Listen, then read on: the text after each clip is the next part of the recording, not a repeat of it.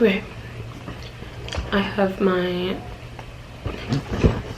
what's this thing called again? Camera. Propped up in a very dangerous way.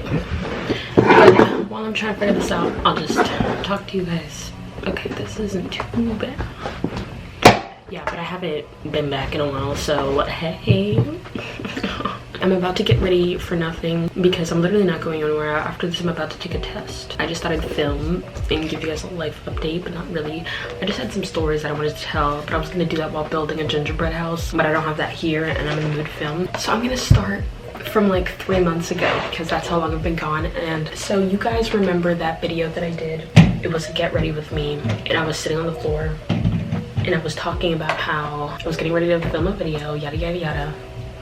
Well, that video never came out, and I started editing it, but I lost all the footage because I changed computers. Yeah, oh, this is dangerous. Yeah, but I lost all the footage because I changed computers, and I don't know, I just might never edit it again, or I might have somebody else edit it for me. And I haven't filmed because everything's been crazy. It's 2:27. I'm gonna do my makeup for no reason. And then I'm gonna I don't know if I'm gonna leave it on. I'm gonna leave it on. Then I'm gonna do some homework and I'm gonna just tell you guys some stories. Okay, January. It all starts in January. So back in January, I have the dates, but I'm not gonna look at them right now. My eyes started bothering me. And I was like, this is strange. I have no idea what's going on. I don't know what I'm really supposed to do. But my thought was wash my face, leave it alone, don't touch it, and just pray that it doesn't get any worse. And if anybody knows me, they know that I have like a whole eye phobia, like a bad eye phobia. Like I don't like anything being wrong with my eyes. It's so bad. So I was just like, oh, please, please, please, please, don't let anything bad happen. I was already getting scared, yada yada yada. So I'm like chilling, relaxing, acting all cool. That wasn't the right lyrics to that song, but yeah. So I'm chilling and I'm like, okay, once I go to sleep and wake up, it'll be better. It's gonna be fine. But the inner corner of my eye was hurting, and I'm looking at mine. Yes, the inner corner of my eye was hurting. I was like, okay, I don't know what's going on here. I don't know what the issue is, but we're gonna figure this out. It'll go away. You know, once you sleep, it'll go away. I'm not bothering, I'm not touching it. My hands are clean, yada, yada, yada, whatever. So it stays like that. And then, let me see, like 2 days later, I'm like not doing anything, and then my eye is just like leaking water. Leaking, I tell you, leaking. Like I'm crying, but out of one eye, and I can't stop it, so I'm like wiping off my eye. And I remember going to class that day and I was like, I'm not crying, but this is awkward. I don't want anybody to think I'm sitting here crying. Like we're not even talking about anything that's sad. We're literally talking about walking and stuff like that, like engagement, community stuff. So I'm sitting there literally crying, and I can't do anything about it because I found out my tear duct is literally blocked. So as one does, I go on Google to try to figure out what's wrong with me. Oh, this thing's crazy.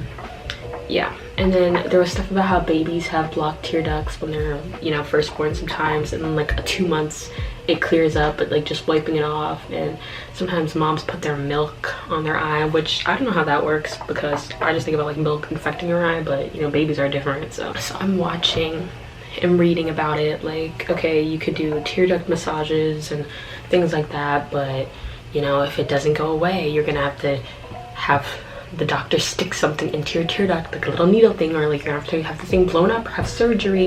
And I was like, no way is this happening to me. Like of all places, like my eye, like this makes me so uncomfortable. Oh my gosh. Yeah, so like my tear duct blocked. It was uncomfortable. I couldn't really do anything. Like it was hard to focus. My eye would get like super blurry. You know, all the symptoms. I had all the symptoms. I was like, oh no, I'm not gonna make it. Like I was already telling my dad, I was like, this is over. It's over for me. I was like, I don't know what I'm gonna do, but and at this point, I was already doing like a warm compress, and I was doing it over and over again, wiping the area, and the way that they showed the moms doing it to their babies, because I was like, okay, nobody really has this as an adult. So then I do what I've been doing recently when I need some advice, but I need it from like real people.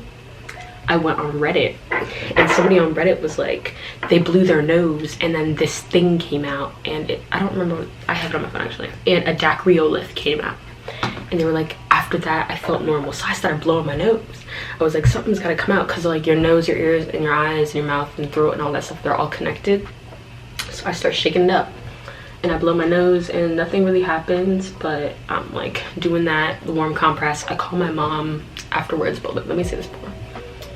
And then so I watched this YouTube video, and the guy's showing like massages for your tear ducts, just like right here, but you have to be careful because you don't want to do it the wrong way. But he's like showing like massaging it down like this and like tapping on your face, and I do that, and this whole side of my face is just in pain. And I was like, this is it for me, like it's over, it's over, I'm done for.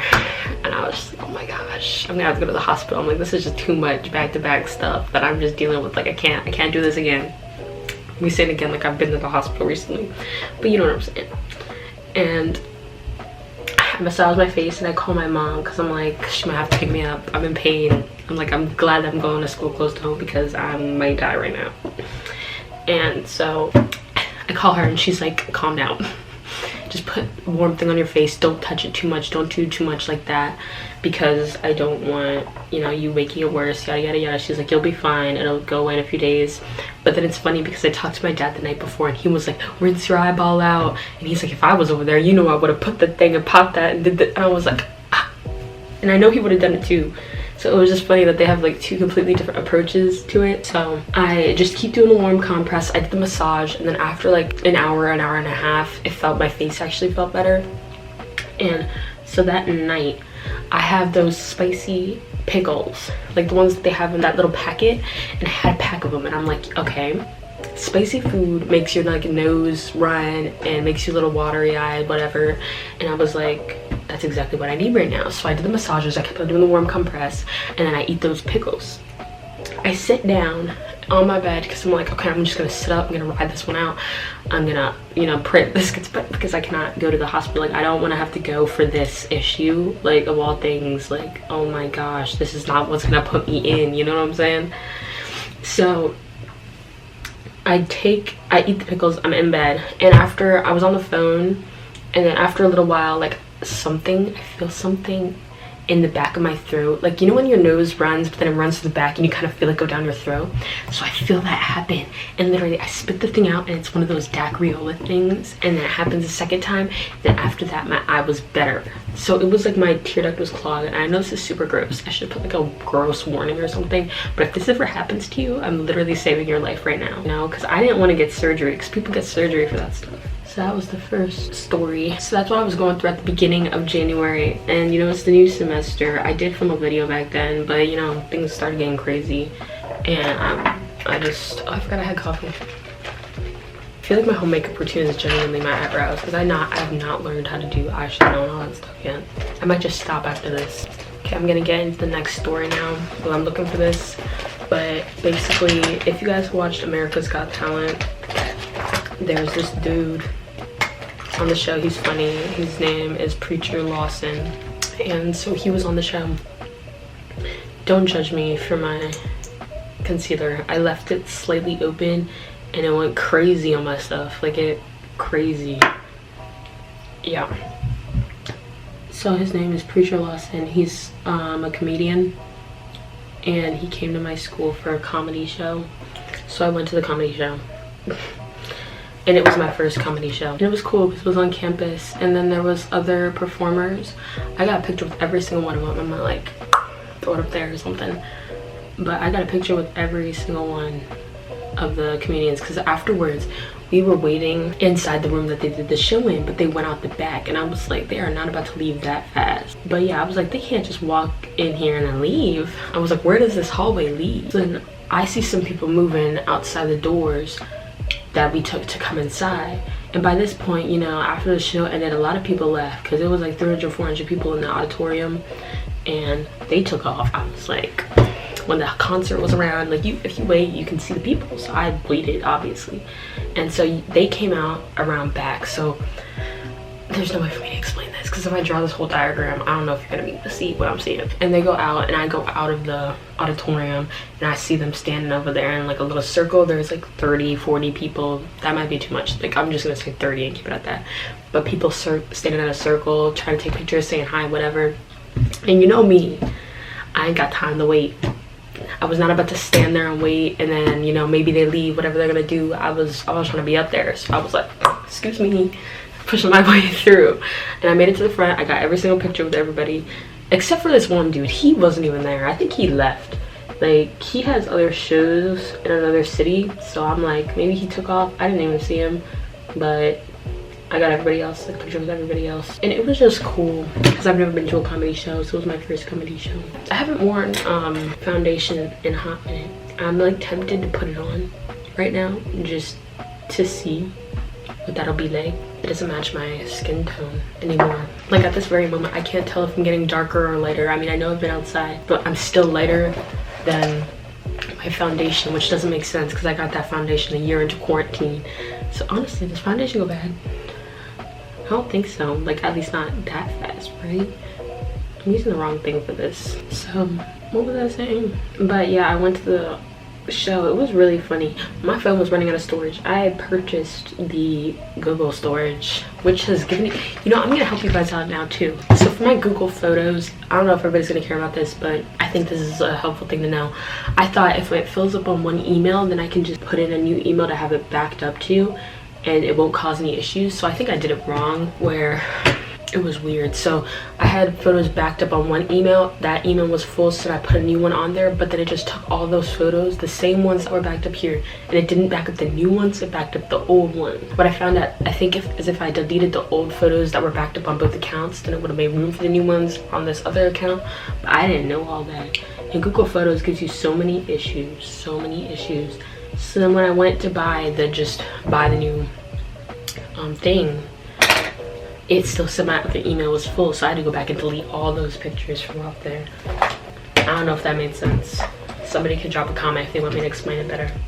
Girl, I don't even know what I'm doing. Okay, I'm gonna put the foundation on. Just for you guys, you're about to see me with foundation.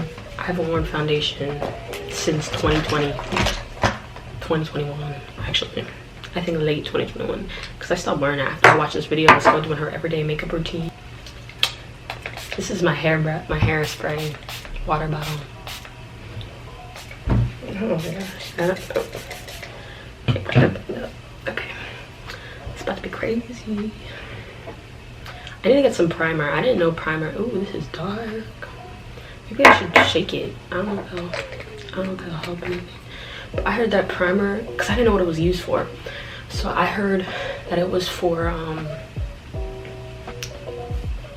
you know, before you put on your makeup, obviously, but they use it so it doesn't really like seep into your skin and give you acne and stuff. Like, I need to get me some of that.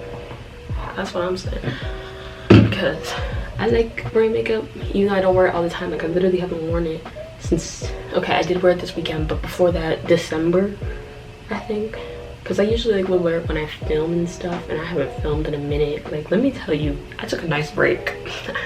I was thinking it was funny because usually when I'm going through the most, I felt like was when I was posting the most, but that's not true. Like, no, it really was though, because when I used to post twice a week, that was crazy. That was crazy. I was a different breed back then, but I was also literally like, you know, and I got too much stuff going on right now, but I do want to post more, so I'm here. Oh, okay, I got something.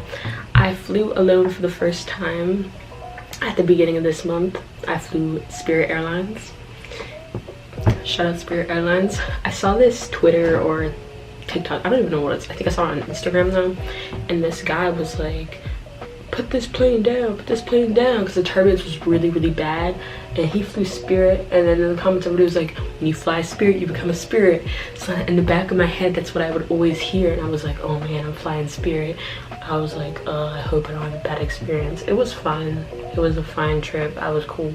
I was chilling. Oh yeah, turbulence. I'm gonna give you guys some information. But if you're ever on a plane and you're scared of the turbulence, let me tell you, you shouldn't be scared of turbulence. That's not what makes planes you know, crash, it's usually like birds and stuff. So if you're gonna crash, usually it's at the beginning or the end, and then obviously this doesn't gonna make you feel better, but mechanical failure. But usually like you'll notice that stuff before, like when you're first going up or when you're descending or like things like that.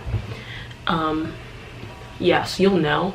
But turbulence is literally like when you feel like the plane going up and down, it's just the pilot adjusting to try to find a wind pattern that's smooth enough.